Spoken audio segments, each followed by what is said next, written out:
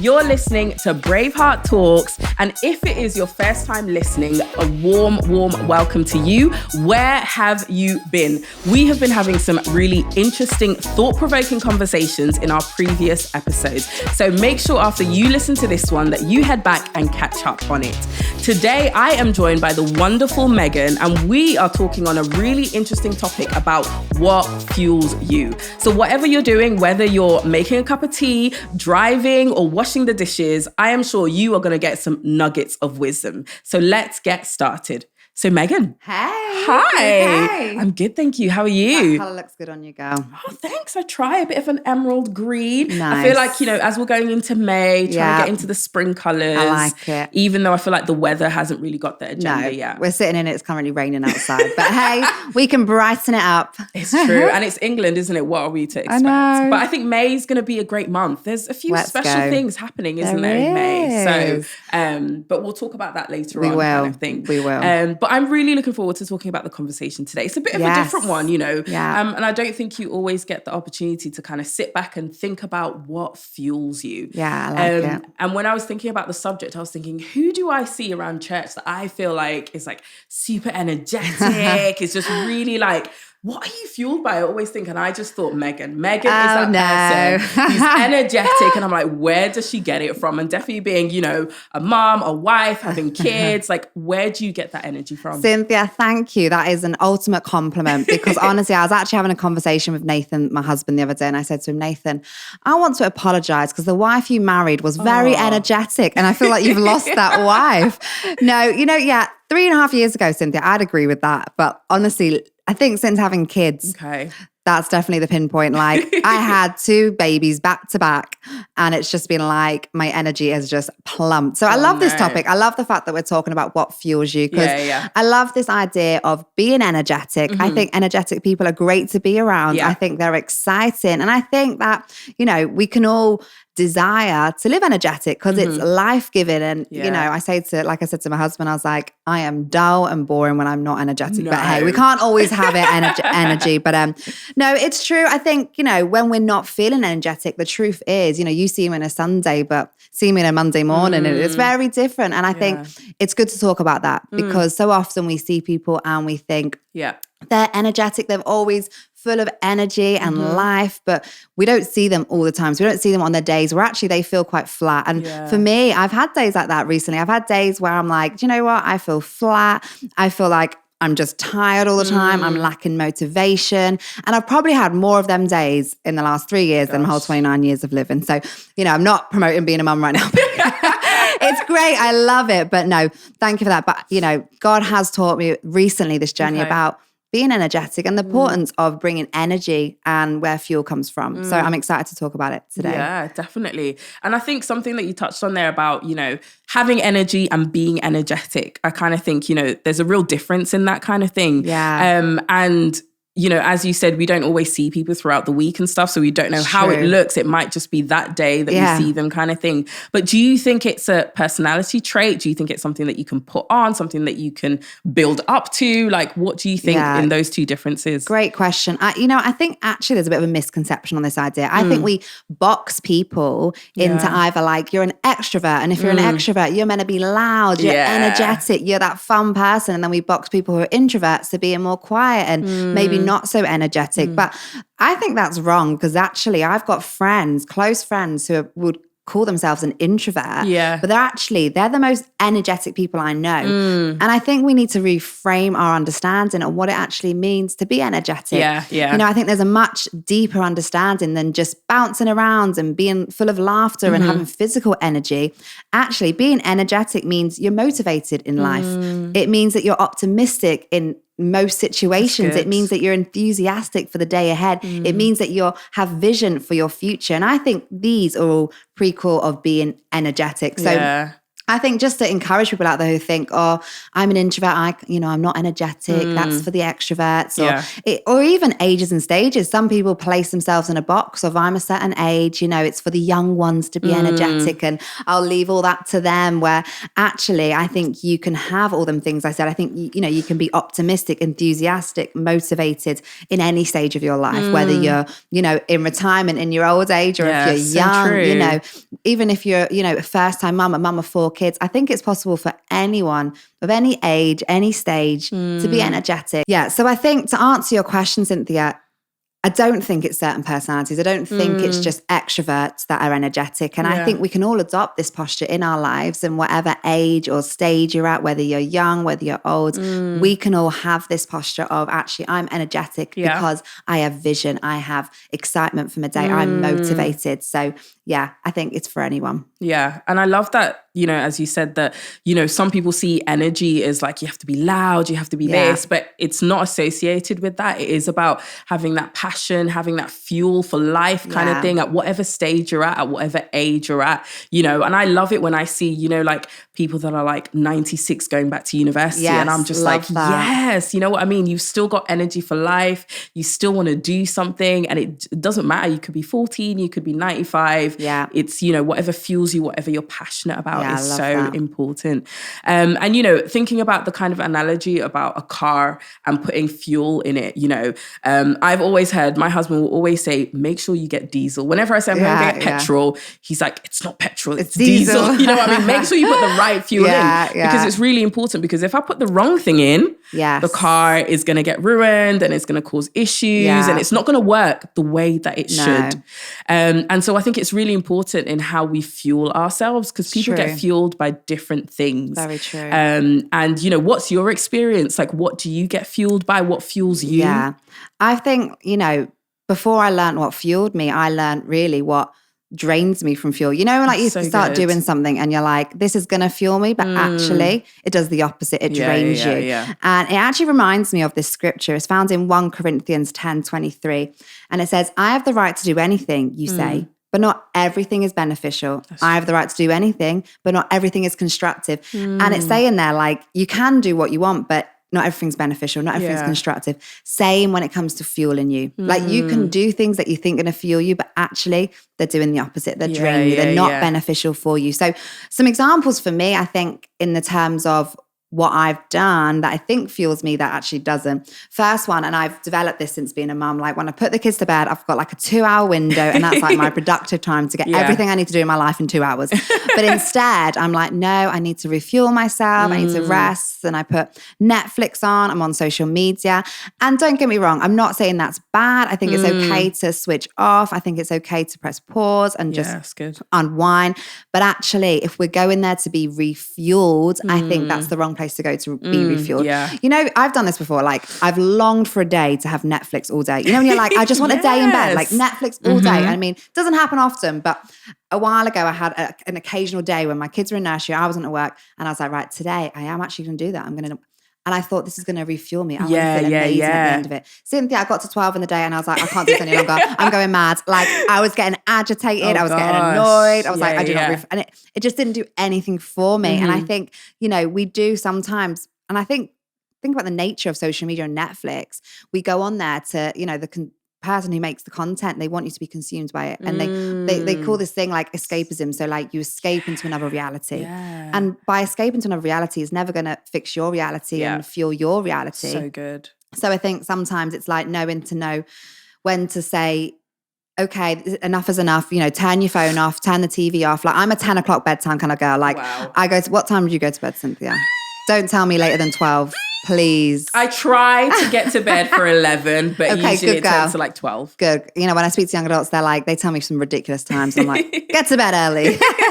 But no, like 10 o'clock for me, it's like, because if I go over that, I'm just tired, and the kids are up anyway in the night, and they're up at 5 a.m. So 10 o'clock. But yeah, I think that's one example of something where we think, I'm going to feel good after this, but you never feel really fueled from it. And another one, Cynthia, if we're being honest and open, I think, is receiving affirmation from others. Okay.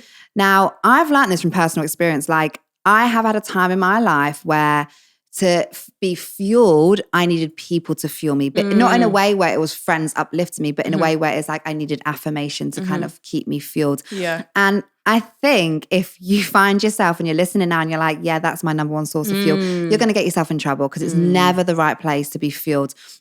We started ministry, 7 years ago doing young adults. And honestly, at the start, I would say, I was so motivated when my leaders were like affirming me and praising me and saying, you're doing great. I was like, yeah, I love this. But then you'd have a season of quietness and you're not getting affirmed and you're like, actually, can't really bother to do this. Like, but you feel flat in it. Yeah. And I think that's a warning sign. It's like, actually, that's your fuel. They're being your fuel. And that's not wise. It's not helpful. And for some people listening, they might find a different example, like in work, when their boss praises them, they're like all on fire for work. They love work because they're in good terms with their boss. But as soon as their boss is not interested or not, surrounding them with, compliments or they're doing great, they're just slack off and they're not doing as much. So I think, that's a big one. Last one as well. And I think you hear this a lot in the world where they say, like to fuel yourself, it's all about looking within. Like this whole like self-healing, like look within, find your inner strength. You are the source of your strength. Like you can do and have it all. And as much as sometimes that sounds nice, when we think about what it actually is meaning and requiring from us, like that's exhausting. Yeah. Like if I had to fuel myself, like I'd be exhausted. Like I would not be fueled. Like I'd be running on low. Like it's just for me, I'm like, I am so thankful that I'm a Christ follower because it gives us such an alternative way to this. It's like that scripture in Jeremiah 29:11. Everyone knows it. I can do all things through Christ who gives me strength. It's Christ who fuels us. He is our source of strength. He is where our help comes from. And in our weakness, he is strong. Like that is so comforting because we don't have to strive. We don't have to try and have it all together ourselves. He is our strength and we can be weak in that. So I find fuel through that. Yeah. I love the examples you gave. So good. And I love that idea of like escapism because I think I've definitely seen things in my life that I think fuel me and give me energy, but actually it's just escapism. And as you said, you can't escape your reality. You can't, that's not going to fuel you. You're not going to go back to whatever you need to face and feel energized and ready and strengthened for it. You're not at all. Yeah. And so I think it's so important to recognize actually that's the wrong fuel. That's not going to last long term. No. That's not going to see me through my studies or through this thing that I'm going through, my marriage or through my, my work issues or whatever. That's not going to fuel me. That's not going to keep me going kind of thing. And I think it's so important to recognize that and do some like reflection and be like, right, what actually fuels me? You know what I mean?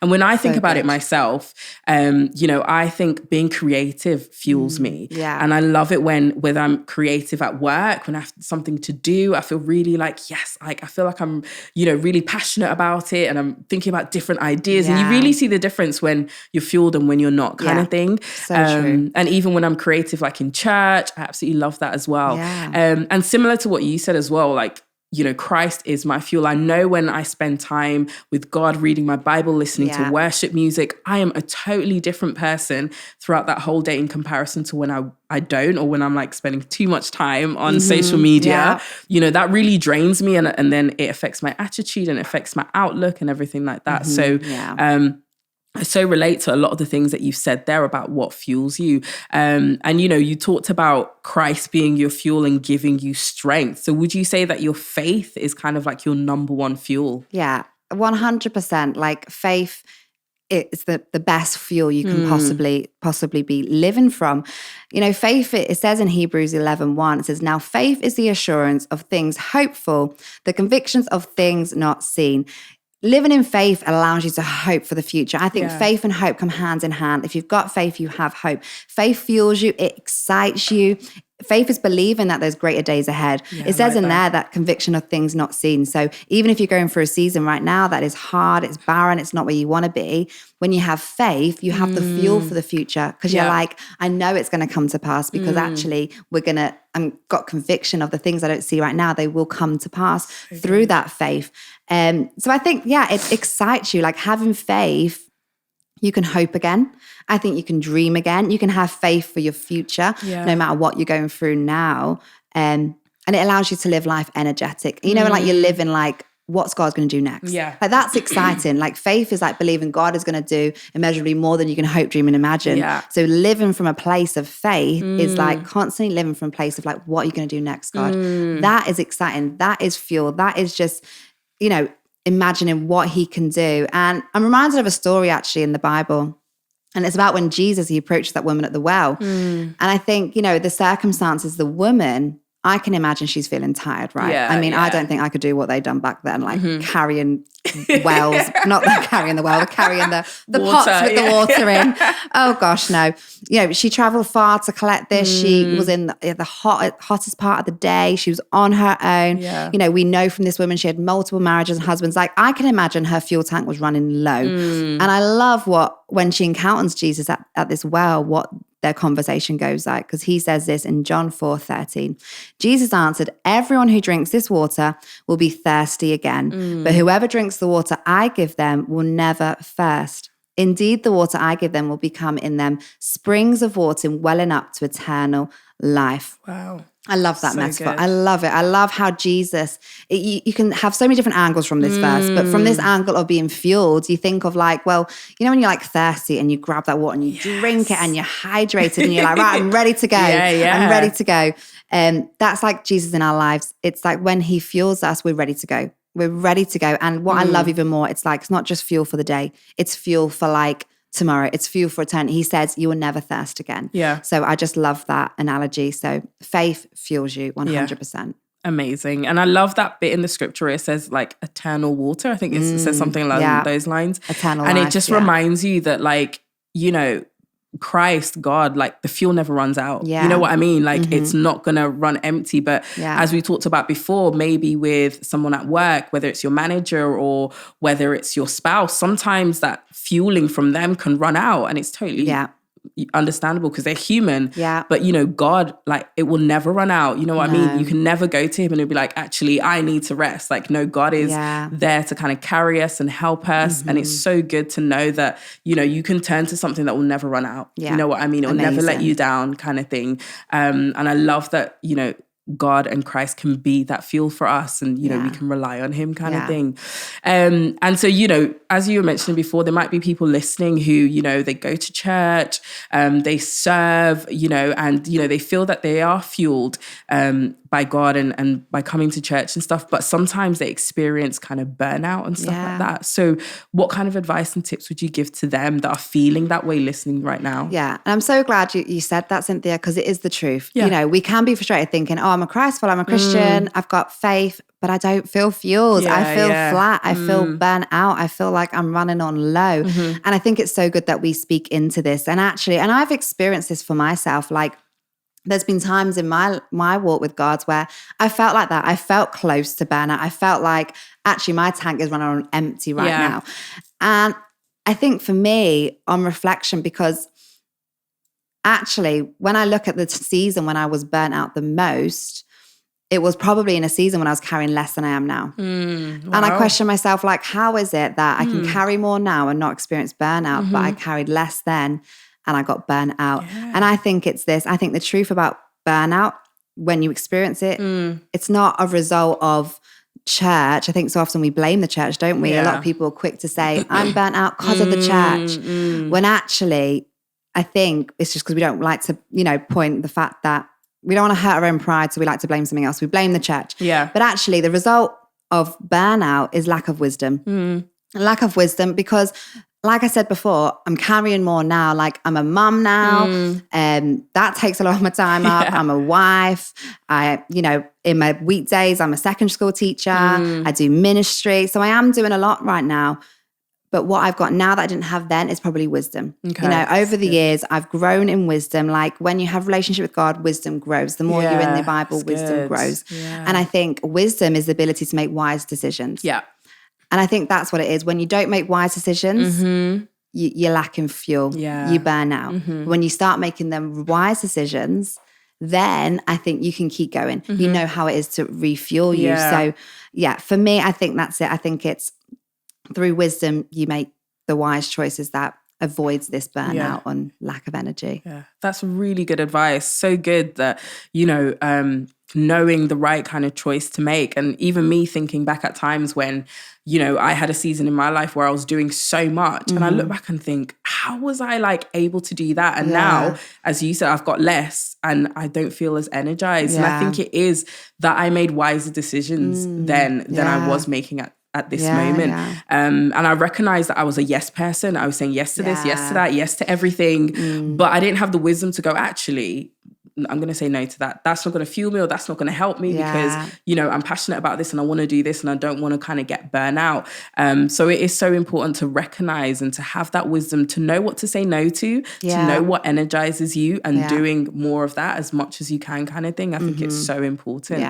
And so that's such good advice for anyone listening. I think, you know, that's definitely a takeaway to take. Like, you know, spending time with God gives you wisdom. So make those wise decisions daily so that you're energized, so that you're fueled for those things that God has got planned for you as well. You know what I mean? It's so important. And you kind of talked about kind of decisions you've made in terms of like what things help fuel you. So can you tell us a bit more about those decisions? Yeah. I mean, there's lots of decisions you can make, but I'll give you two of my main ones that I think are important. And first thing, I decided to prioritize my life. Okay. I kind of like identified what season I'm in right now. And then I thought like, write down everything that you've got going on in your world, basically, and then prioritize what stays and what goes. That's good. So for me, I was like, okay, my husband, he's got to stay. Nathan, I got to keep you, babes. So you're staying with me. My kids, I was like, yeah, they've got to stay. I can't just abandon that. Unfortunately, I've got this lifelong commitment now. Yeah.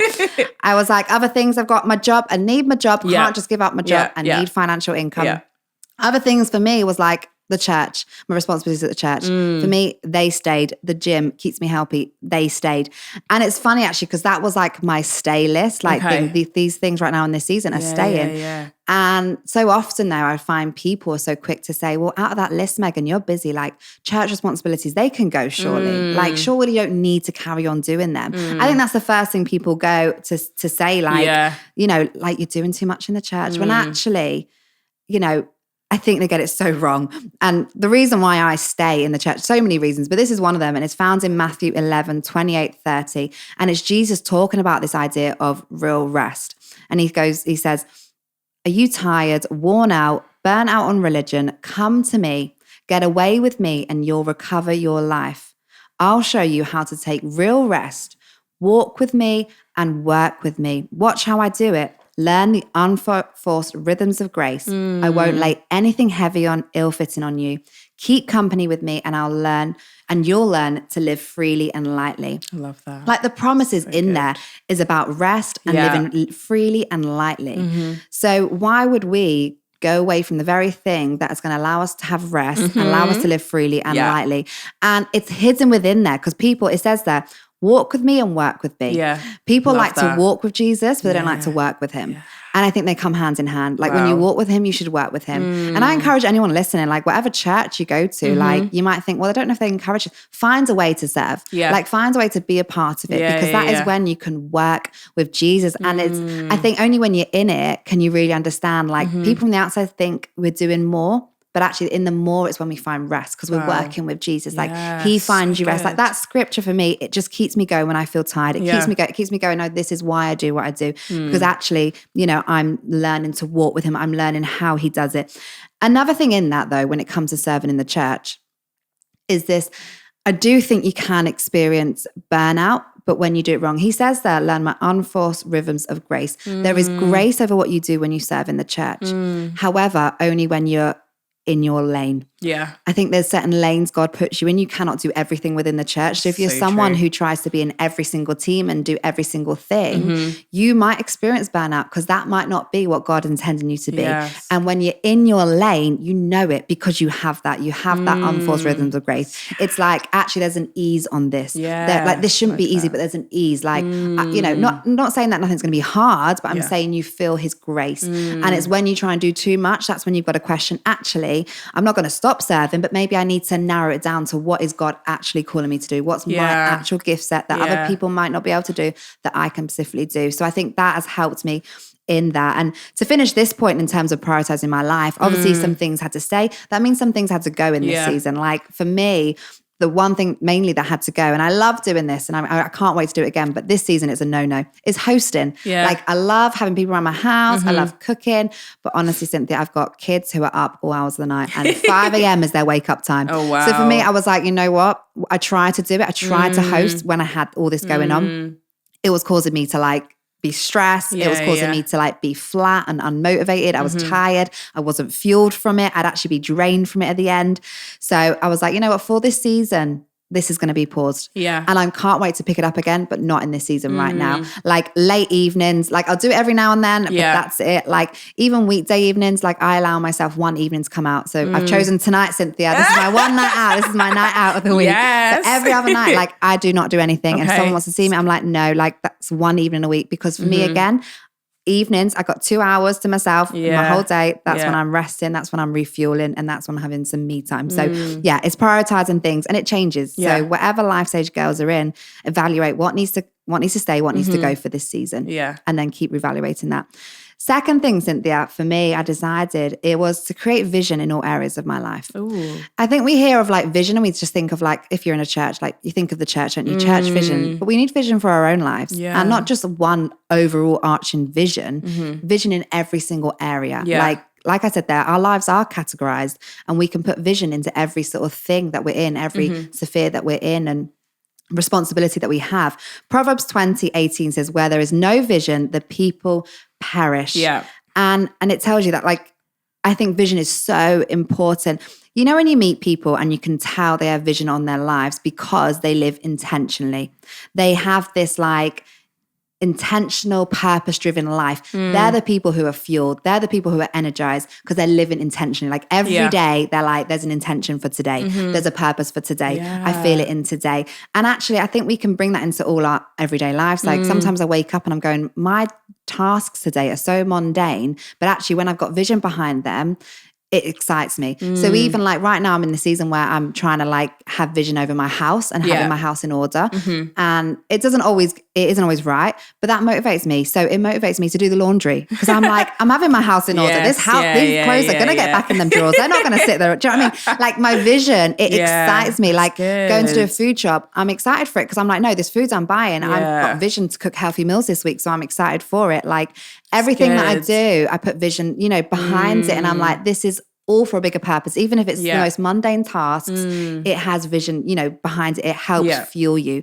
Like one for us as a family right now, it's a big one that's helping me is vision over our finances. Like we've had always a budget in our past, but it doesn't mean we have vision. I think having vision for it is like, where do you want to see yourself financially? What goals do you want to have in that? That's so good. And right now, you know, we are feeling the pinch as a family. We've got 2 young kids paying for childcare. It's hard. Times are tough. Like we haven't got all the money we want.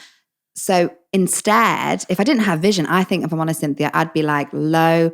I'd be depressed. I'd be like feeling flat in this area because I'd just be so fed up. Yeah. But actually, every time I can't go out to that meal, every time I can't go and buy that dress or go on that holiday, I think, no, I'm excited because me saying no is contributing to my vision and I'll see my vision come to pass because I've said no to things. So I just think for me, that's so, you know, it's so important. So guys, girls, create vision for your life because it will excite you even in the mundane things. Yeah. Wow, Meg, so much wisdom in what you've just said there, like so many things that you can take from there. And I love that you have your kind of stay list and go list kind of thing and having, you know, prioritizing things in terms of like, you know, you have that one night a week that you kind of go out and all the rest that you kind of stay at home and having a vision. I think that really helps fuel you because you will have those moments, as you said, you're looking at the laundry and you're thinking, why am I doing this? Why am I doing this again? But if you have that at the back of your mind, thinking, actually, there's a purpose in this. There's a purpose in what I'm doing and everything that I'm doing, and it's working towards something, then that really does help fuel you and help you kind of thing. And, you know, I think it is so important that, you know, we talk about being energized and having energy. And I think also recognizing, as you said, that in different seasons, you're going to need to choose different things. Like in that scripture where it says rhythms, and there's different rhythms in different seasons in your life kind of thing. And I think recognizing that actually, you know what, just for a moment, it's not forever, but my vision is that I need to save some money. So I'm going to have to say no for a while, but it's only for a bit kind of thing. And it's only for a season. So I think that's so important. And I know I've had times in my life where I've had to do that. And it is hard because you think like, oh my gosh, I'm sacrificing so much, but it's actually for a better kind of 100%. Future or plan kind of thing. And, you know, it's so important to do that. And yeah, I think there's just some great wisdom in there, some great nuggets you can definitely take away. I feel like I need to go back actually and think, what areas in my life have I not got vision for? Because I think, as you said, you know, sometimes we don't have vision for certain parts of our life. And I think it is really important because it helps fuel you. It fuels you 100%. For sure. Yeah. Thinking about it, you know, I've got some mum friends, you know, and, you know, as you were talking about it, it's kind of hard to find time for yourself. Definitely if you're a mom, you've got kids, you've got different plans, you've got different things. And I know that you stated that you have that kind of 2 hours, but how do you not kind of fill that with other things that you're meant to do? How do you find time for yourself? Yeah, I think you nailed it on the head there, like time for yourself. I think to fuel yourself, you have to have time for yourself. And you mentioned motherhood then. And I'm glad you mentioned that because actually I do think you have a restriction on you, especially when your kids are young. Yeah. But I don't think it's impossible to invest into yourself. Yeah. I think it's actually like a lot of mums will find they reach burnout or they reach like exhaustion because all they do is invest into their kids. It's kids. Yeah. And actually like when you fuel yourself, you are the best version of yourself. And even if it takes like, I think for the mums who have got husbands, use them. Like say to them, hey, one night a week, you are at home. Like your evenings, you're staying, I'm going to go and do my thing. Or like on a Saturday, like I'm going to have 2 hours, you're going to take the kids to the park and I'm going to do my own thing to refuel me. Because it's just the best thing to do. And we've kind of mentioned loads of different ways to refuel you, but it's so important, Cynthia, that we acknowledge everyone is also refueled differently. Yeah. So for some people, being around other people, it drains them. You know what I mean? Me, I'm an extrovert. People fuel me. I love being around people. Like they really energize me. Yeah. But like, so find out firstly what does fuel you. Don't do what doesn't fuel you and what your friends think fuels you, you know. Like for example, for me, you know, I talked about prioritizing my life and vision, but also I do practical things that help fuel me. So one night a week, okay, this is my other night I'm allowed out. All right, Cynthia. So Monday nights, this is not Monday, it's okay. I do the gym. Okay. It's like, that's my gym night. As soon as Nathan gets home from work, I'm like, see you later. You can do the dinner, do the cleaning, do everything. I'm going to come home to a clean house, kids in beds and dinner on the table.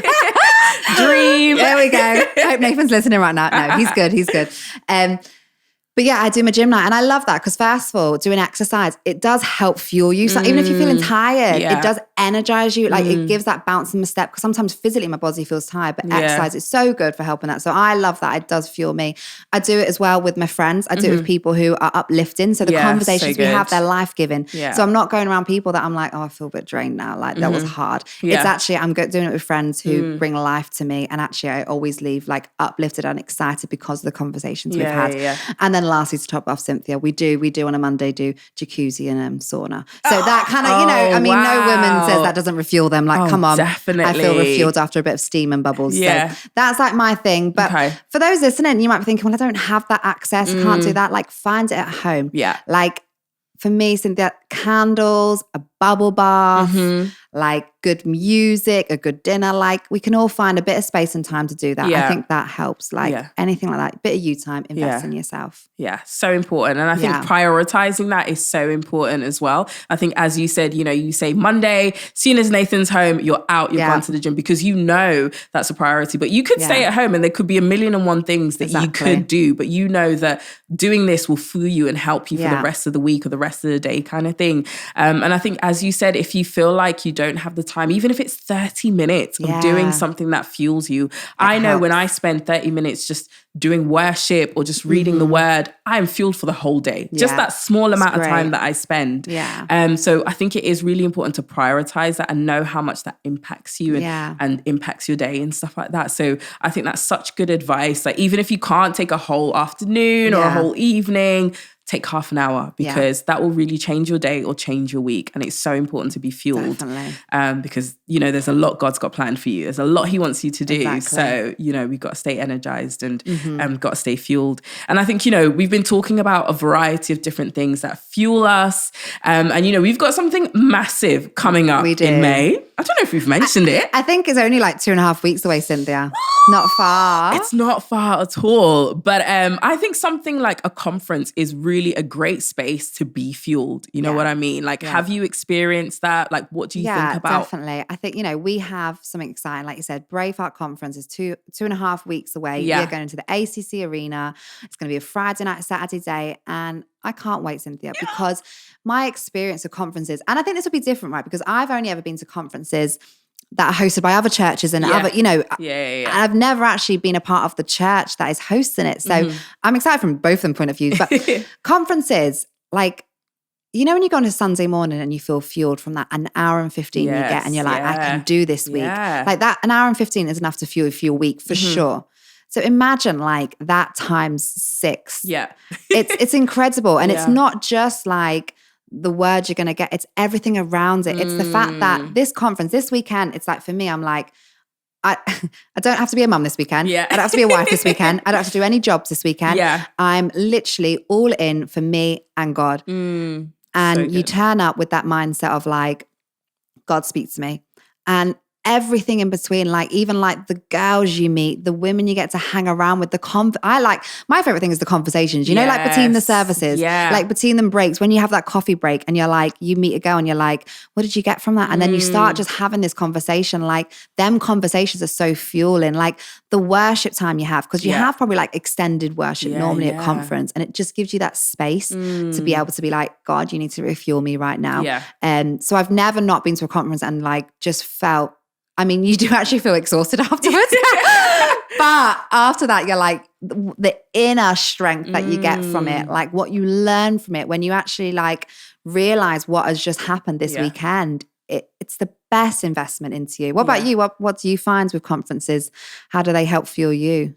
Yeah, I think it's great because you have the opportunity to have God moments. Yeah. And I feel like whenever I think back to conferences that I've been to, I remember those God moments, like when maybe I've gone to the altar and prayed about something and really felt God speak to me. And I've never forgotten about those moments. Yeah. You know what I mean? Or if I've taken like a message home and like that and just listened to it again and again, because I've really felt that God was talking to me in that season and that time. And so I really feel like, you prioritize and open and give the opportunity to have God moments that change your life. You know what I mean? That change your perspective, that change whatever you're going through. You know what I mean? It might not change the situation you're in, but it will change you, and you'll be able to deal with it so much better.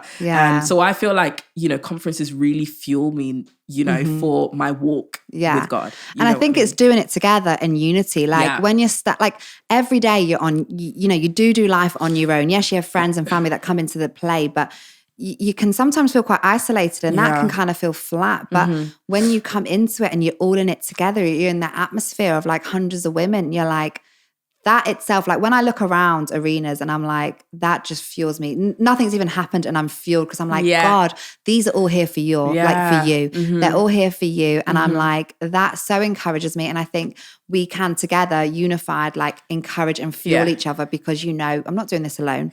I'm not in life on my own. I'm with an army of women. And the conference is it's great for that. So I'm excited to be fueled. I'm excited to come away with energy, like bring it on. Yeah, it's going to be so good. And I think, sometimes some people might think, I don't have time for it. I can't.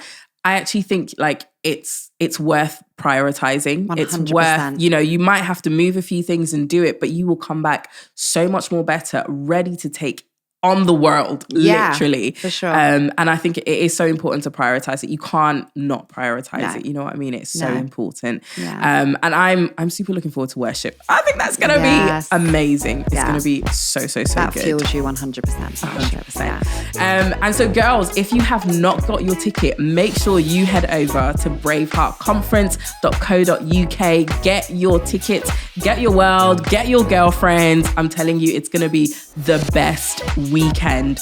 Megan, thank you so much. We've had such a good Cynthia. conversation. I enjoyed it. I know. I can't wait to go back and listen to it again and properly, because there's so many nuggets of wisdom there that you can take from it and really just help you kind of fuel you, be energized. Yeah. I'm energized after this conversation. You know what I mean? Being around you, Cynthia, energizes me. You've got it. You've got it. Thank you so much. So, if you have been blessed by this episode, make sure you share it with someone in your world. Like, share it with them, bless them, and make sure you come back here in 2 weeks' time for the next episode.